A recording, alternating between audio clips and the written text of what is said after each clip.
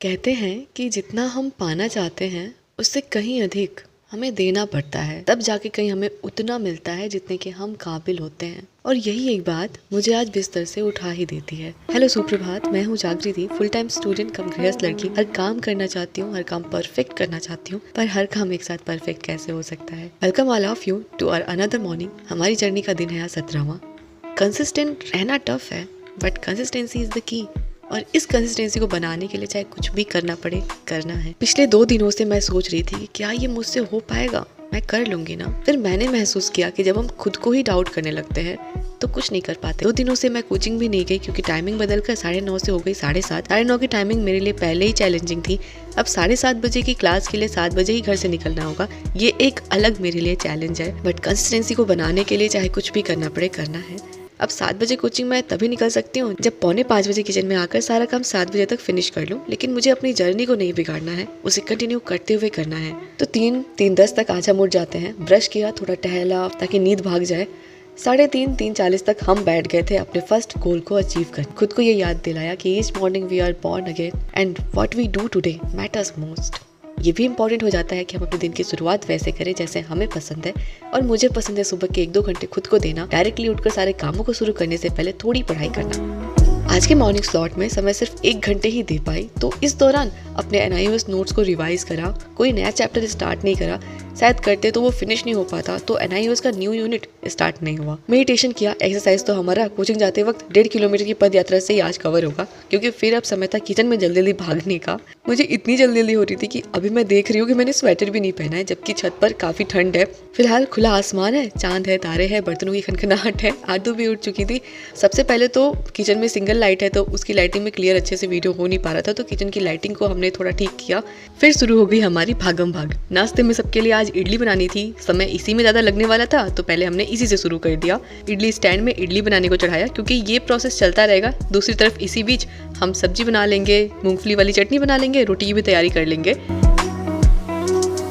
कढ़ाई चढ़ाया, मूंगफली भून ली। फिर सब्जी छौंकने के लिए हम आलू काट रहे थे, तब याद आया कि इडली के बैटर में नमक तो डाला ही नहीं है, साँचे में तेल भी नहीं लगाया था। अब पता नहीं इडली अच्छे से निकल पाएगा या नहीं, तो बाहर अभी निकाल तो दिया है अपना इडली। गर्म है, अभी रहने देते हैं, थोड़ा ठंडा होगा तभी से निकालेंगे।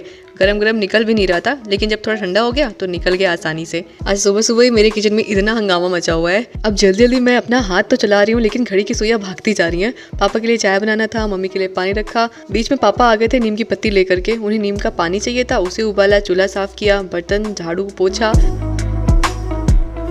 इन सारे भागम भाग में हमें 7:05 हो रहे थे। अब जल्दी से फटाफट से स्वेटर पहना। फाइनली हम निकले कोचिंग 7:10 हो रहा है। अब चूंकि कोचिंग हमें पैदल जाना होता है, तो इसमें भी हमें 20 से 25 मिनट लगते हैं। घर से कोचिंग लगभग 1.5 किलोमीटर है, पर दौड़ते भागते हम 20 मिनट में पहुंच जाते हैं।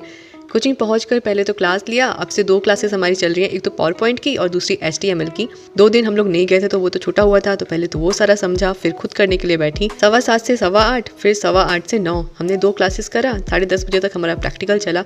घर आते आते 11 हो गए थे। 8 घंटे की भागा दौड़ी में अब थोड़ा सा सुकून मिला।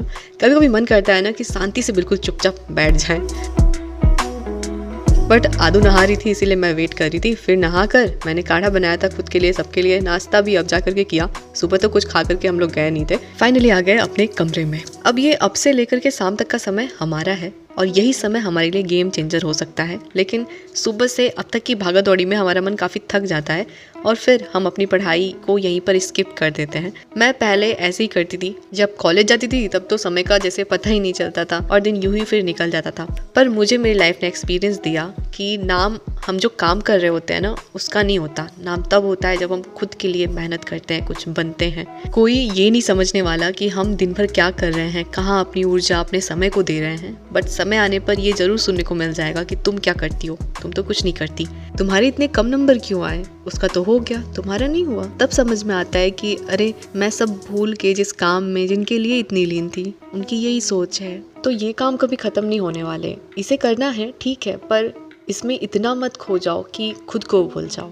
और जब तक हम खुद के बारे में नहीं सोचेंगे, खुद के लिए डिसीजंस नहीं लेंगे, कोई क्यों हमारे लिए कुछ करेगा। जब लाइफ में हमें पर्पस पता हो जाता है ना, तो हम नहीं रुकते।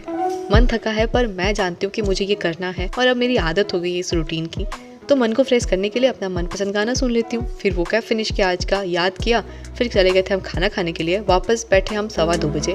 एक वीडियो देखना था हमें प्रतीक शिवालिक सर का, जिसमें उन्होंने न्यूज़ दिया KVS और DSSB की। उन्होंने बताया कि KVS तो इस बार जून तक एग्जाम देखने को मिल जाएगा, पर DSSB शायद इस साल भी ना हो पाए, जिसका मैं इतने दिनों से इंतजार कर रही हूँ। पर KVS आएगा तो अब मैंने डिसाइड किया है कि अपनी पूरी तैयारी को KVS एग्जाम की ओर मोड़ने को। मैंने कोई बैच नहीं लिया है। पिछले साल DSSB का मैंने बैच लिया था हिमांशु मैम का, बट KVS थोड़ा एक अलग अप्रोच रखता है। तो मैं आज बस वही प्रीवियस ईयर पेपर्स का एनालिसिस कर रही थी कि मुझे बैच अलग से लेना होगा या फिर जो पढ़ा है वो यहाँ भी हेल्प करेगा। आप सभी ने बैच लिया है कि नहीं, लिया है तो किसका लिया है, और यदि आप भी अभी डाउट में है तो एक बार PYQ जरूर सॉल्व करिए, पता चल जाएगा कि गाइडेंस की हमें जरूरत पड़ेगी या नहीं। पेपर सॉल्व करने के बाद आज हम कवर करेंगे क्लास 3rd NCERT की EVS। यदि हम KVS का पेपर देखें तो सब्जेक्ट के अंदर 20 नंबर के जो EVS के प्रश्न बनते हैं वे काफी हद तक NCERT के एलिमेंट्री बुक्स से रहते हैं। यहाँ तक कि हिंदी के भी मैंने कुछ क्वेश्चंस देखे जो कि इन्हीं बुक्स से थी। तो मैंने इन बुक्स को कवर करने के लिए ई-पाठशाला ऐप डाउनलोड किया, जिसमें कि NCERT की सारी बुक्स हमें मिल जाती है पढ़ने के लिए हर एक क्लास की। क्लास 3rd से मैंने शुरुआत करी। आज हम EVS को कवर करने जा रहे हैं। उससे पहले EVS का पाठ्यक्रम रहता नहीं है 1 और 2 की कक्षाओं में। मैंने सारे चैप्टर्स डाउनलोड किए, बहुत ही छोटे छोटे चैप्टर्स थे, ये इतने इंटरेस्टिंग थे कि मैं भी अपने बचपन में चली गई थी एक बार को तो। पर एक बात है कि इन बुक्स को पढ़ने पर ना हमारी पेडागोजिकल जो सोच है वो काफ़ी हद तक डेवलप होती है। इन बुक्स में दी गई गतिविधियों के पीछे क्या रीज़न है, ये बच्चों के विकास में कैसे मदद करेगा, एक शिक्षक के रूप में हमारा क्या दायित्व होना चाहिए उस गतिविधि के दौरान, सब समझाया गया है। कुछ पॉइंट्स भी मैंने पढ़ते हुए नोट डाउन करे जो मुझे एग्जाम में पूछे जाने के पॉइंट ऑफ व्यू से इंपॉर्टेंट लगा। छोटे छोटे चैप्टर्स थे, जल्दी ही कवर हो गए। सारे चैप्टर्स कंप्लीट कर लेने के बाद 5 बज गए थे। मैं छत पर गई कपड़े उतारने के लिए। ये हमारा ब्रेक टाइम है। बीच में लिया गया एक छोटा सा ब्रेक हमें फिर से रिचार्ज कर देता है नेक्स्ट सेशन के लिए। हम इसमें अपना मनोरंजन भी कर सकते हैं या फिर हमारे जैसे घर कोई काम कर सकते हैं। हमारे लिए तो यही मनोरंजन का साधन है। मम्मी गेहूं बना रही थी तो मैं भी बैठ गई मम्मी के साथ गेहूं बनाने। हम झाड़ रहे थे, मम्मी फटक रही थी। जल्दी भी हो जाएगा और आज यदि बन जाएगा तो गेहूं चक्की पर भी चला जाएगा, आटा ज़्यादा था नहीं। दूसरा रीज़न मम्मी के साथ गेहूं बनाने का ये भी था कि थोड़ा समय मम्मी के साथ भी बिताने को हमें मिल जाएगा।